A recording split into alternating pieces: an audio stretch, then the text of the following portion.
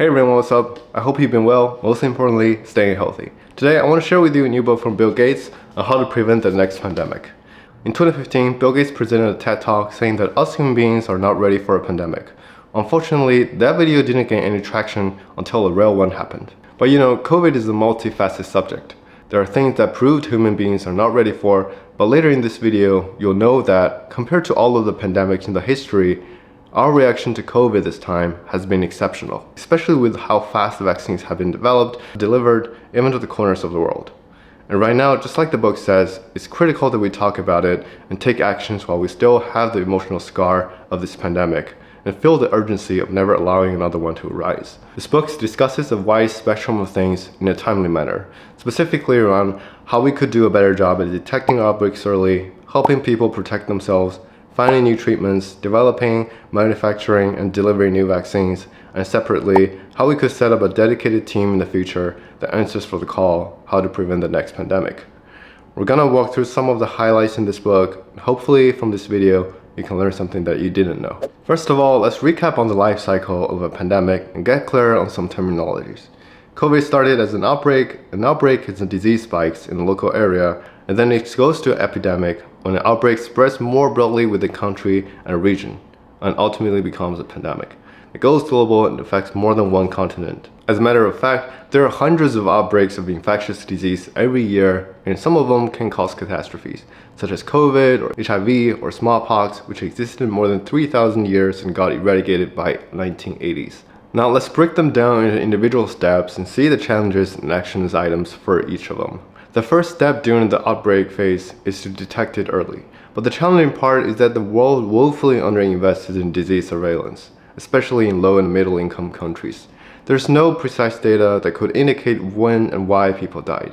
It might take years for someone's birth or death to be counted in the government's record if it ever gets counted at all. Another challenge that goes beyond the outbreak phase is about testing. Testing is still costly in both time and money. Initially, we had PCR test, where our samples are taken from saliva or nostrils, and then it's taken to a lab to run on a special machinery that tests if its genome matches the virus. It's pretty accurate and only takes a few hours, but the downside is that when there is a large backlog of samples to run, like when it's during COVID, it usually takes days before it can get the result. And because that it runs on a special designed machinery, it's impractical to run everywhere in the world. And timing is important during an outbreak because we need to quickly identify the groups of people to perform quarantine and isolation. Later, we had the antigen test, which is a little bit less accurate but not egregiously so.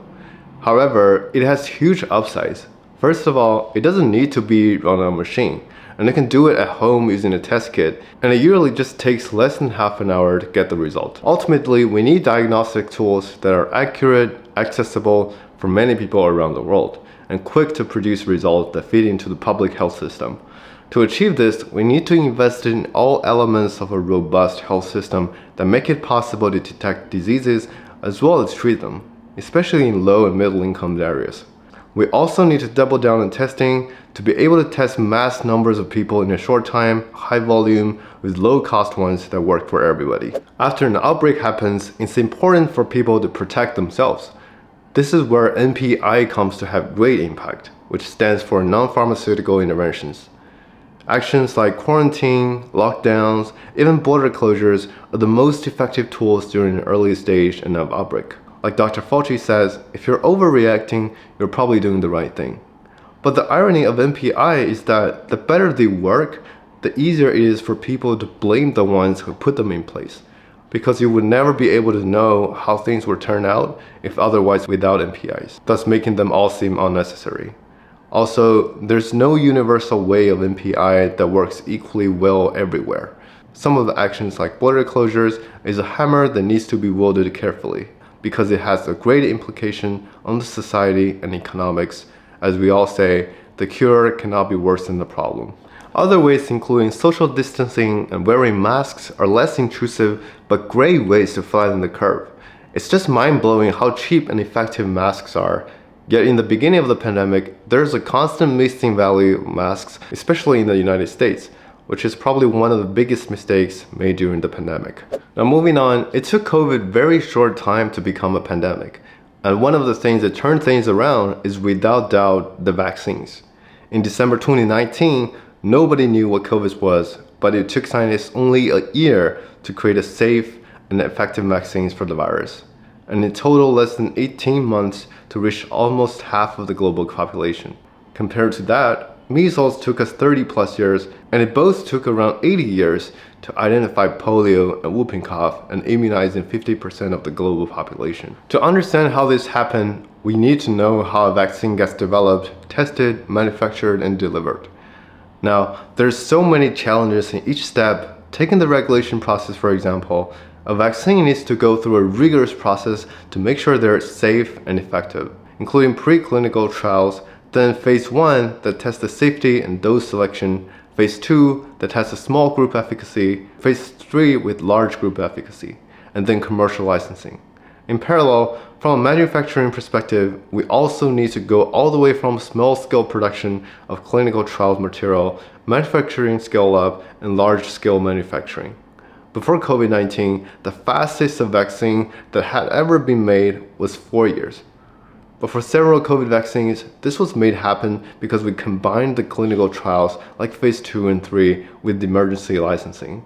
And at the same time, manufacturing development and scale-up began immediately once the vaccine tests effective. But this doesn't mean that it couldn't have been faster and better. We need to invest more in innovations to make vaccines more effective and even universal, meaning that one can protect you against possibly all respiratory diseases.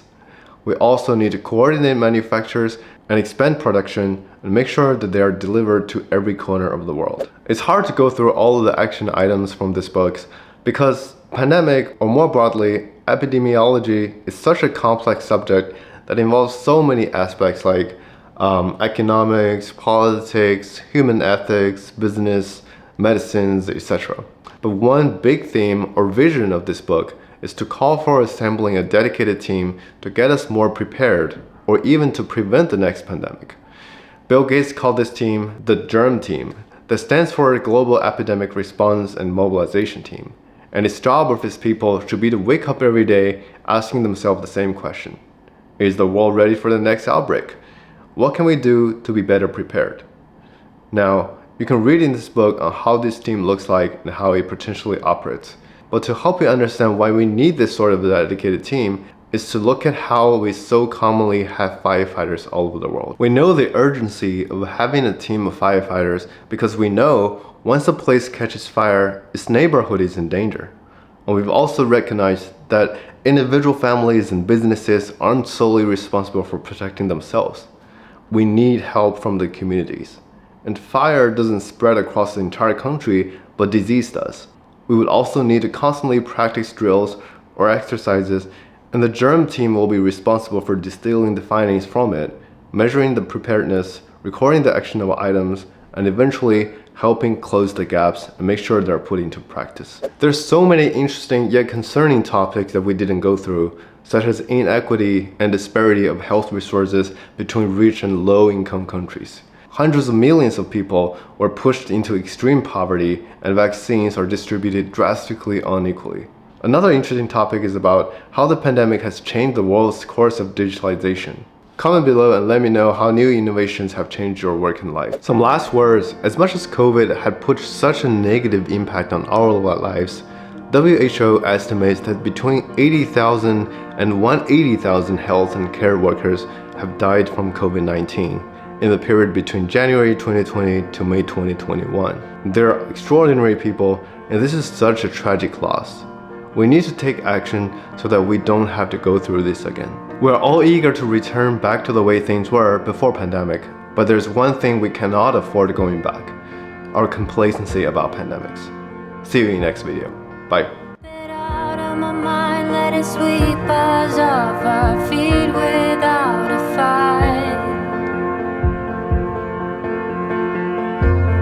You know the sun can wait.